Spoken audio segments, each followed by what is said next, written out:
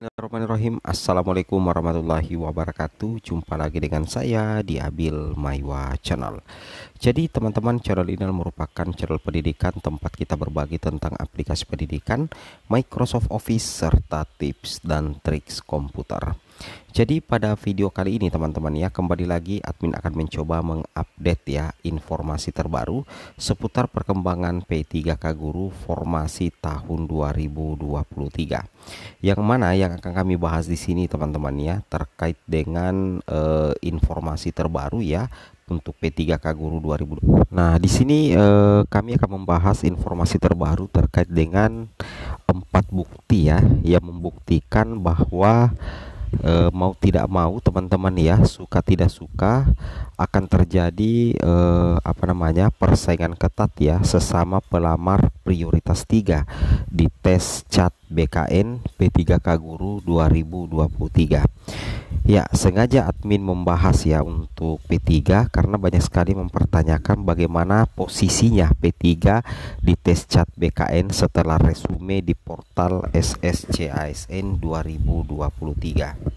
Nah, Bapak Ibu perlu memahami ya secara mendetail ya bahwasanya persaingan ketat antar P3 itu tidak bisa terhindarkan teman-teman ya di seleksi CAT BKN 2023. Nah, ada 4 faktanya teman-teman ya, ada 4 bukti yang kami bisa sajikan ya untuk teman-teman sekalian. Kenapa kami mengatakan seperti itu? Karena kalau kita melihat beberapa usulan formasi yang pernah diajukan oleh pemerintah daerah maksudnya atau instansi, di sini jelas sekali dikatakan bahwa ada daerah yang memang mengusulkan formasi khusus hanya untuk P1 saja Bapak Ibu, sehingga otomatis P2, P3, P4-nya itu tidak bisa resume.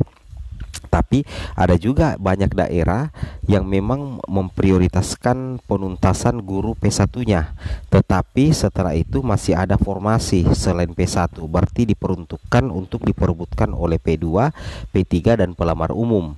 Nah, seperti itu kira-kira ya, sehingga banyak juga P2, P3 dan P4 yang berhasil resum. Jadi kalau misalkan ada P2, P3 tidak bisa resum, berarti memang formasinya itu memang sudah diisi oleh P1 Bapak Ibu ya. Kalau logikanya seperti itu ya. Intinya Bapak Ibu, P2, P3, P4 atau P1 sekalipun ketika bisa resume maka akan ada formasi untuk formasi jabatan yang dia lamar. Logikanya seperti itu ya. Nah, di sini ada 4 bukti terjadi persaingan ketat ya sesama pelamar prioritas 3 di tes CAT BKN P3K Guru 2023. Yang pertama Bapak Ibu kita langsung bahas. Yang pertama adalah jumlah pelamar P3 itu diperkirakan lebih banyak daripada P1 dan P2. Ya, jelas sekali Bapak Ibu ya, karena P1 itu tinggal 62.000 ya. Nah, jadi P1 se-Indonesia itu tinggal 62.000 dan kemungkinan yang tersisa nantinya setelah penempatan itu sekitar 12 ribuan lagi yang akan dituntaskan di tahun 2024 ya, berdasarkan informasi dari Komisi 10 dengan Kemendikbudristek ya, seperti itu. Kemudian P2 ini adalah XTHK 2, jumlahnya juga sudah tidak terlalu banyak. Dan yang banyak itu sebenarnya adalah P3. Nah, P3 untuk masuk ke P3 itu tidak terlalu rumit. Yang penting Bapak Ibu adalah guru honorer negeri, kemudian Bapak Ibu terdata di Dapodik, kemudian TMT-nya sebelum Juni 2020, masa kerjanya minimal 3 tahun ke atas, maka Bapak Ibu masuk dalam kategori P3 atau pelamar kebutuhan khusus prioritas 3. Logikanya seperti itu, sehingga kami berasumsi bahwa jumlah P3 itu diperkirakan, ini baru perkira ya, kira-kira Bapak Ibu ya, diperkirakan bahwa jumlah P3 itu kemungkinan besar itu akan lebih banyak jumlahnya daripada P1 P2, sehingga misalkan nanti setelah penempatan P1 dan sudah ada jatah yang dipegang juga oleh P2, sisa formasi itu nantinya akan diperebutkan oleh P3 melalui tes CAT BKN ya, yang notabene-nya akan terjadi persaingan ketat di situ nanti ya teman-teman, karena untuk P3 nanti dengan P2 yang mengikuti tes CAT BKN yang akan terjadi perengkingan akan terjadi peringkingan Bapak Ibu berdasarkan nilai tertinggi dan disesuaikan dengan ketersediaan kebutuhan. Nah, itu yang pertama ya, itu bukti yang pertama Bapak Ibu. Kemudian bukti yang kedua seperti ini ya. Bukti yang kedua adalah ini dia Bapak Ibu. Pelamar P3 mengikuti tes CAT BKN. Jadi kalau pelamar P3 ini mengikuti tes CAT BKN, maka yang akan diperhitungkan adalah nilai tertinggi. Nilai tertinggi inilah nantinya yang akan diurutkan untuk mengisi penempatan untuk sesama pelamar prioritas 3, sehingga dipastikan akan terjadi persaingan untuk mendapatkan nilai tertinggi antar sesama P3 dengan kategori yang sama Bapak Ibu ya. Logikanya seperti itu ya, apalagi nantinya P3 dengan P2 itu untuk penentu kelulusannya itu berdasarkan nilai tertinggi, dan kabar baiknya P2 dan P3 itu tidak ada penetapan nilai passing grade, tidak ada penetapan nilai ambang batas, sehingga betul-betul yang dilihat adalah nilai terbaik, nilai tertinggi, dan juga wawancara. Logikanya seperti itu Bapak Ibu ya, itu yang wajib Bapak Ibu pahami dan Bapak Ibu cermati. Kemudian yang kedua yang apa ya Bapak Ibu ya. Nah ini dia ya, yang kedua ini ya, sudah tadi pelamar P3 mengikuti tes CAT BKN. Kemudian yang ketiga, nah ini yang ketiga Bapak Ibu ya, yang ketiga ini adalah aturan perankingan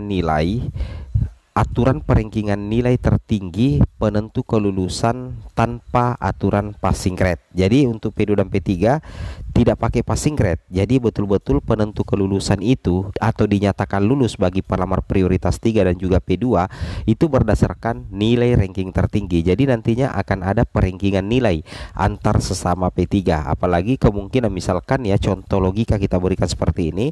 Misalkan sisa formasi untuk P3 itu anggaplah 20 Bapak Ibu ya. Saya ulangi, 20 lah misalkan ya sisa formasi untuk P3, sedangkan ternyata jumlah P3 itu 60. Nah yang sudah resum dan sudah tes CAT BKN. Nah 60 ini tidak mungkin diangkat semua Bapak Ibu guru yang terhormat ya, tidak bisa diangkat semua karena sisa formasi untuk P3 ini cuma 20. Nah otomatis nantinya di sini akan di ranking berdasarkan nilai tertinggi. Dari 60 ini akan diambil 20 terbaik ya. Nah, dan juga berdasarkan akumulasi nilai wawancara. Jadi otomatis ada 40 nantinya P3 ini tidak bisa diangkat di instansi tersebut Bapak Ibu. Ini cuma contoh aja ya, logikanya seperti itu ya. Karena aturan perankingan nilai tertinggi itu menjadi penentu kelulusan dan tidak menggunakan aturan nilai ambang batas atau passing grade.